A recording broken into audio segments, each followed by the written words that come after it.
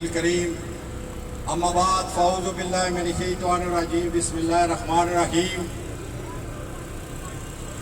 حلقہ نمبر 2 اسلام گڑھ چک سواری کے عمران خان کے چاہنے والوں، ظفر انور کے بھائیوں، بزرگوں، دوستوں، آپ یہاں پر اس لیے تشریف لائے ہیں کہ پاکستان کے سابق وزیر اعظم آپ کے اور میرے قائد عمران خان کو غیر جمہوری، غیر قانونی اور غیر آئینی طور پر کل سزا دی گئی اور انہیں جیل میں ڈال دیا گیا۔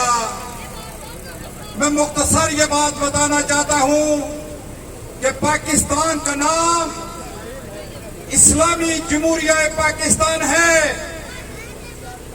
کیا عمران خان یہ نہیں کہتا کہ میرے اس وطن کو جسے علامہ اقبال نے خواب کی صورت میں دیکھا، قائد اعظم نے عملی طور پر اس کو جامہ پہنایا، کیا 75 سالوں میں آج پاکستان کے ساتھ جب لفظ اسلامی لگتا ہے تو وہ اس کی اتھینٹیکیشن پوری کرتا ہے؟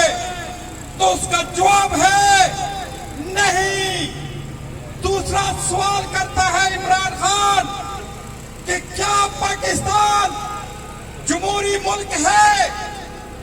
جمہوریت یہ ہوتی ہے کہ آپ اپنے گھر میں موجود ہیں، اپنی مرضی سے بٹن کو آن کریں، اپنی مرضی سے دروازے کو کھولیں، اپنی مرضی سے اپنے فیصلے کریں۔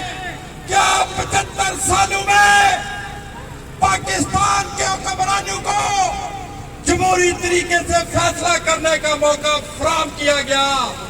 جواب ہے نو۔ جب جواب نو ہے تو کسی مرد نے ادھر کھڑا ہونا تھا کہ وہ اپنے آپ کو اس تندور کے اندر ڈالے اور ملک کو اسلامی بھی بنائے اور جمہوری بھی بنائے۔ کوئی شک نہیں کہ ایک دفعہ بھٹو نے یہ کام کیا اور بھٹو کے ساتھ کیا انہوں نے، اس میں بھی کوئی شک نہیں۔ میں گواہ ہوں کہ میاں محمد نواز شریف نے ووٹ کو عزت دو کا نعرہ لگایا اور پاکستان کی قوم اس کے پیچھے چل پڑی۔ وہ ووٹ کو عزت دو، اس ووٹ کے تقدس کو پامال کام کرتا ہے۔ آپ کو اچھی طرح پتا ہے اور مجھے بھی اچھی طرح پتا ہے کہ میرے وطن کشمیر کو لہو لہان کر کے، لاکھوں شہادتیں دے کے، عصمت دریا کروا کے 35 سال سے کیا ظلم نہیں برداشت کیا ہندوستان کا، اس کی آزادی میں بھی وہی رکاوٹ ہے جو پاکستان میں ووٹ کو عزت نہیں دیتے۔ بات بری لگتی ہوگی آپ کو۔ 38 سالہ جدوجہد کے اندر اس مظلوم کشمیری نے دیکھا ہے کہ میرے وطن کو ریزہ ریزہ کس نے کیا۔ میں خان کی بات کر رہا تھا، نہ یہ اسلامی رہا نہ یہ جمہوری رہا، تو پھر لڑائی لڑنے کی کیا ضرورت؟ انہی کو کہتے ہیں کہ تم ہی وزیر خزانہ بنو، تم ہی وزیر خارجہ بنو، تم ہی وزیر داخلہ بنو۔ ایسے پاس یہ تمہاری ذمہ داری نہیں ہے، یہ جمہوری لوگوں کی ہے جو ظفر انور کی شکل میں، قیوم نیازی کی شکل میں ووٹ لے کر جا کر لوگوں کی بات کرتے ہیں۔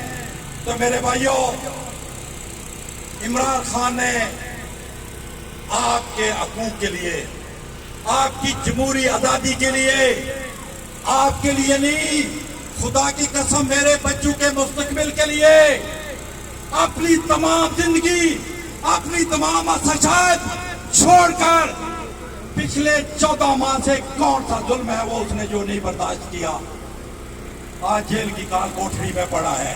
تو ہماری ذمہ داری صرف یہ ہے کہ 6 دن پہلے واقعہ کربلا کو مناتے ہوئے 10 محرم کو حسینیت کو یاد کیا.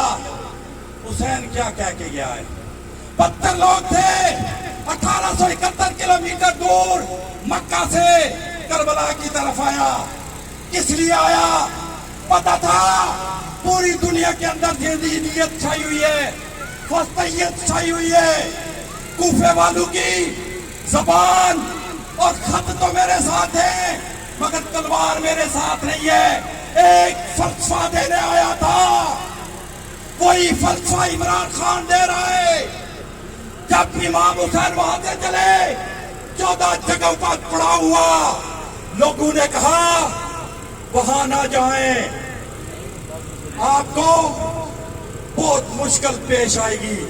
انہوں نے کہا مسئلہ جانے کا نہیں ہے، مسئلہ یہ ہے کہ میں نے لوگوں کو رہتی دنیا تک پیغام دینا ہے کہ یزیدیت کے خلاف کیسے ڈٹنا ہے، کیسے احتجاج کرنا ہے، جیسے آج آپ اسلام گھر کے چوک میں کر رہے ہیں. تو میرے دوستو، ہم نے اپنا احتجاج جاری رکھنا ہے. آپ جس طرح نکل